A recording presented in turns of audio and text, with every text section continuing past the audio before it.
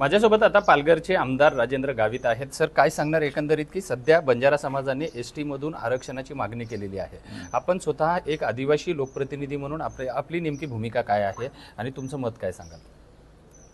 या ठिकाणी बंजारा यापूर्वी धनगर समाजाने आदिवासी अनुसूचित जमातीमध्ये समावेशासाठी त्या ठिकाणी मागणी केली होती। आता त्यांनी हैदराबाद गॅजेटच्या त्या ठिकाणी ते आधार घेत आहेत, परंतु त्यावेळची निजामशाहीची परिस्थिती वेगळी होती आणि डॉक्टर बाबासाहेब आंबेडकरांनी जी घटना लिहिली त्या घटनाप्रमाणे त्या ठिकाणी आरक्षण दिलेलं आहे। आमच्या या ठिकाणी सगळ्या आदिवासी लोकप्रतिनिधींची मागणी आहे की बंजारा समाजाला त्या ठिकाणी आरक्षण जरूर द्यावं, पण त्याचे एक स्वतंत्ररित्या त्या ठिकाणी आरक्षण द्यावं, परंतु अनुसूचित जमातीमध्ये आदिवासीमध्ये त्या ठिकाणी त्यांचा समावेश करू नये, त्यांना त्या ठिकाणी एक भागीदारी होता कामा नये।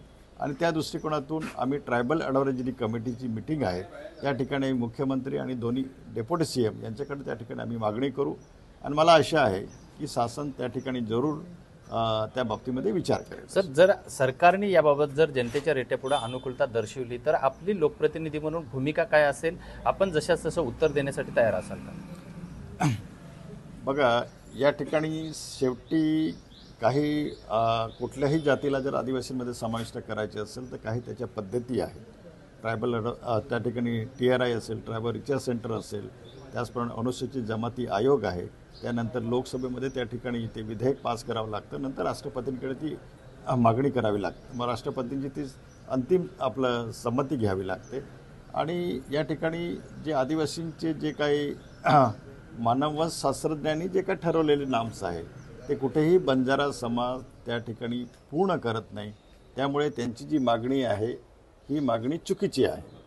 आणि आमचं सगळ्यांचं एक मागणं आहे की त्यांना जरूर सरकारने त्यांना जे आता समजा काय की जवळजवळ 11% आरक्षण आहे VJNT वगैरे यांना, त्यापेक्षा त्यांनी जास्त वाढवून द्यायची आमची काही हरकत नाही।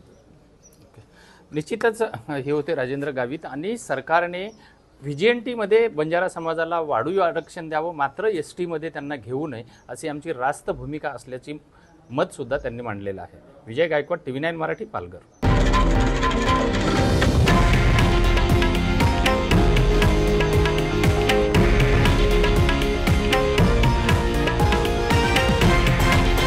हे आहे देशातील नंबर 1 न्यूज नेटवर्क आणि आपण पाहत आहात TV9 मराठी, एकमेव।